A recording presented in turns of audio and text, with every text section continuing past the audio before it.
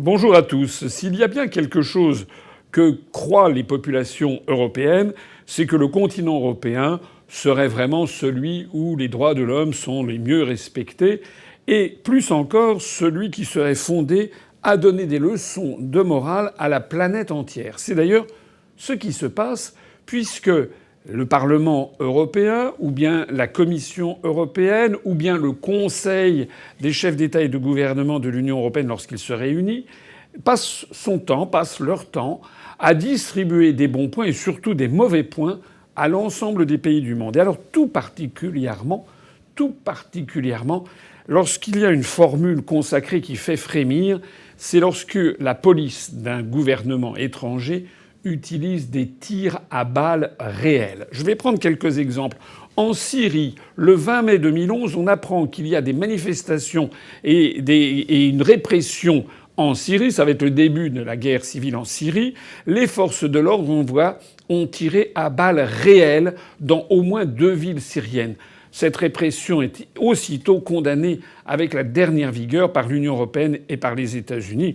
Ils ont raison d'ailleurs de condamner les tirs à balles réelles, comme d'ailleurs ils auront raison de le faire à Madagascar le 22 avril 2018. C'est-à-dire il y a un peu plus de 3 ans, on apprend qu'il y a une manifestation et pendant une manifestation, il y a 3 morts et 17 blessés parce que le gouvernement de Tananarive a utilisé des tirs à balles réelles. Aussitôt, l'Union européenne condamne la violence de la répression et rappelle la nécessité de respecter les droits de l'homme et notamment la liberté et le droit de réunion pacifique. Voilà ce que l'on dit, évidemment, au gouvernement malgache. Le 30 avril 2018, l'Union européenne appelle Israël à ne pas tirer sur des civils, sur des enfants, et à ne pas faire usage de balles réelles contre les manifestants non armés.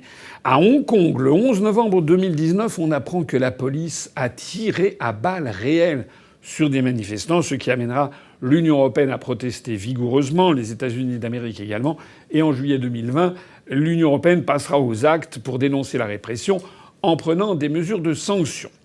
En Biélorussie, rappelez-vous, c'était le 12 août 2020, la police menace puis confirme avoir utilisé des balles réelles contre les manifestants. C'est aussitôt un tollé. Et l'on a vu arriver les protestations de ce que l'on appelle dans nos journaux la communauté internationale, c'est-à-dire en fait les États-Unis d'Amérique et l'Union européenne. Au Nigeria, le 22 octobre 2020, il est question d'arrêter les meurtres des manifestants par les forces de sécurité. L'Union européenne et l'ONU condamnent l'escalade de la violence. L'Union européenne déclare qu'il est crucial que les responsables d'abus soient traduits en justice et qu'ils aient à rendre des comptes, notamment parce qu'il y a eu des tirs à balles réelles. En Birmanie, le 9 février 2021, la police tire des balles. Cette fois-ci, c'est pas des balles réelles, c'est des balles en caoutchouc contre les manifestants. Ce qui prouve que la junte birmane qui a fait un coup d'État, finalement, essaye quand même de ne pas avoir une répression trop violente, mais néanmoins, ce tir avec des balles en caoutchouc scandalise l'Union européenne qui proteste contre le coup d'État. En Colombie, le 4 mai 2021, la communauté internationale, c'est-à-dire encore une fois les États-Unis et l'Union européenne, condamnent la répression. Les États-Unis, l'Union européenne, l'Organisation des Nations unies s'y met, ainsi qu'un certain nombre d'ONG, dénoncent la répression et notamment dénoncent le fait que la police a ouvert le feu avec des balles réelles sur les manifestants qui s'opposaient à une réforme fiscale, ce qui d'ailleurs a objectivement tué et blessé beaucoup de personnes. Et puis alors, le 18 août 2021, on apprend que c'est en Thaïlande qu'il y a des tirs à balles réelles sur des manifestants, notamment des mineurs. Et notamment Amnesty International proteste, demande une enquête de toute urgence. Le Parlement européen s'en saisit.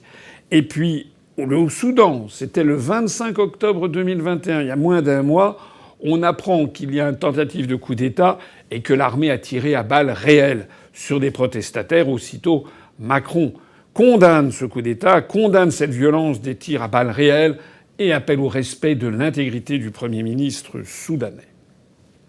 J'arrête là le florilège. Il y a quand même des choses qui sont étonnantes dans ce florilège. Ce sont des oublis.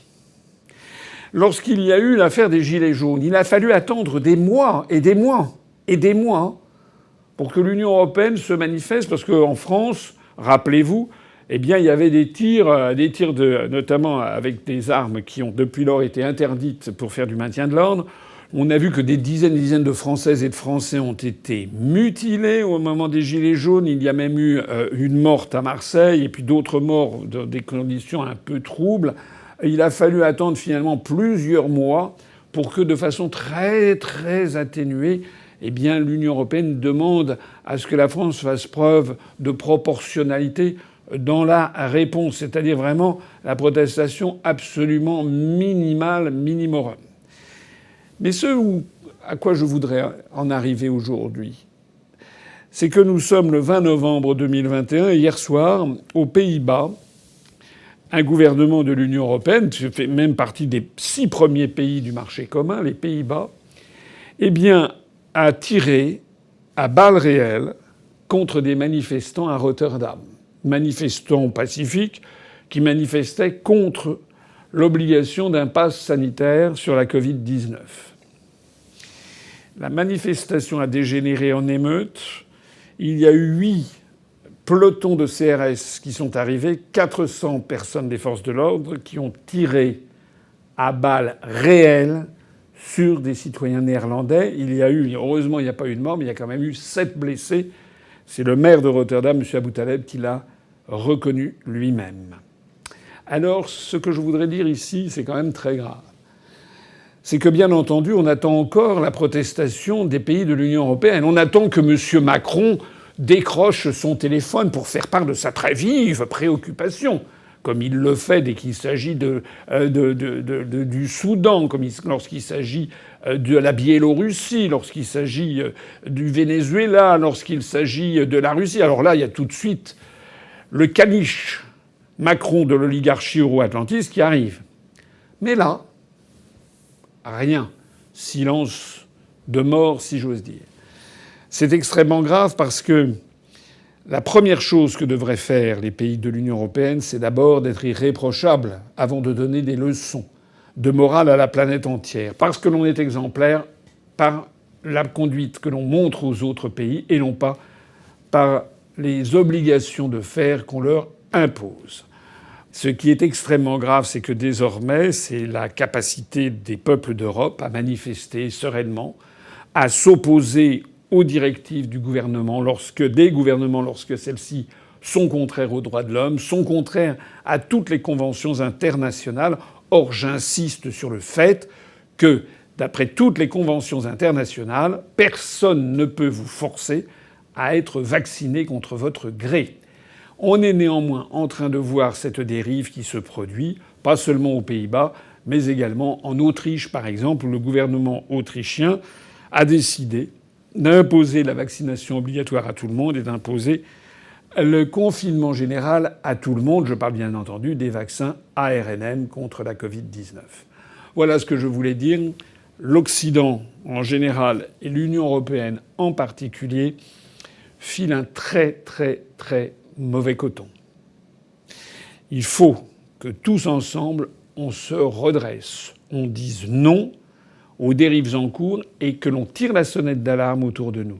D'ailleurs, de plus en plus de Français ont commencé à comprendre que ces histoires de vaccins qui sont de plus en plus confuses quant aux effets, quant à la durée, quant à la nécessité de prendre une 3e dose, etc., tout ceci, quand même, commence à mettre la puce à l'oreille à beaucoup de Français. Je rappelle la position qui a été la mienne et celle de l'UPR depuis le début. Nous voulons respecter la loi, les conventions internationales. Les personnes qui souhaitent être vaccinées, même avec des vaccins nouveaux, qui n'ont pas terminé la totalité des phases expérimentales, eh bien, ils doivent avoir le droit de le faire. Mais ceux qui ne le souhaitent pas doivent avoir le droit de ne pas le faire. Et mieux encore, ne doivent pas être considérés comme des citoyens de seconde zone. Or, c'est pourtant ce vers quoi on s'oriente. Vive la République et vive la France.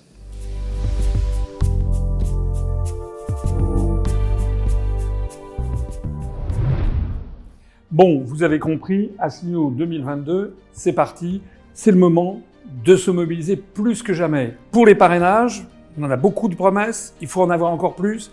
Et aussi pour le nerf de la guerre, c'est-à-dire le financement de la campagne. Vous savez que nous avons 0 € d'endettement. Nous comptons rester avec 0 € d'endettement. Donc il vous appartient de participer. On a besoin d'argent, je le dis carrément comme tout le monde. On a besoin d'argent pour financer l'élection présidentielle et pour financer les élections législatives. Voilà, on a mis un compteur. Maintenant, c'est à vous de jouer. Vous savez que vos sommes sont déductibles à 2/3 de l'impôt sur le revenu que vous acquittez si vous en payez un. Merci d'y songer.